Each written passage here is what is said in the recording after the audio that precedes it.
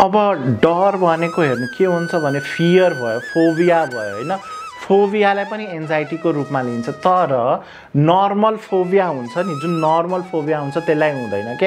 अब कोही कोही मान्छे के हुन्छ, फियर फोबिया जसरी हुन्छ के हुन्छ भनेपछि कोही कोही मान्छे क्राउडेड प्लेसमा जान हैन, त्यसपछि कोहीसँग बोल्न, त्यस्तोहरूसँग स्टेज फोबियाहरू हुन्छ हैन, त्यसपछि क्राउड फोबिया हुन्छ। त्यस्तो फोबियाहरू भयो भने तिनीहरूले के हुन्छ, तिनीहरूलाई चाहिँ एन्जाइटीको रूपमा लिइन्छ हैन।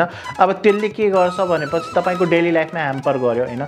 मानौ तपाई कुनै वर्क गरिरहनु भएको छ, तपाईलाई क्राउडसँग हैन घुलमिल गर्नु पर्यो, तर तपाईलाई डर छ हैन।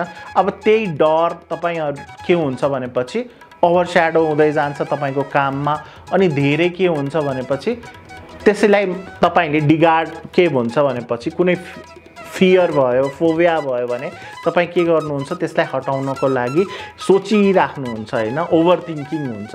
कसरी म यो आफुलाई ट्याकल गरेर कसरी आफुलाई राम्रो गर्न सक्छु भनेर थिंक गर्नुहुन्छ। त्यो थिंक गर्नु भनेको ठिकै हो, तर ओभर थिंक गरे भने त्यो के हुन्छ भनेपछि एन्जाइटी तिर जान्छ हैन।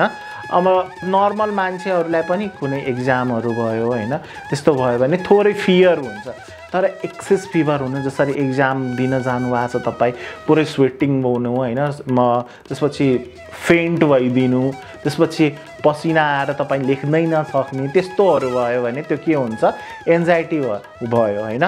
तर अलि त फियर जसलाई पनि हुन्छ हैन, त्यो त नर्मल फियर हो।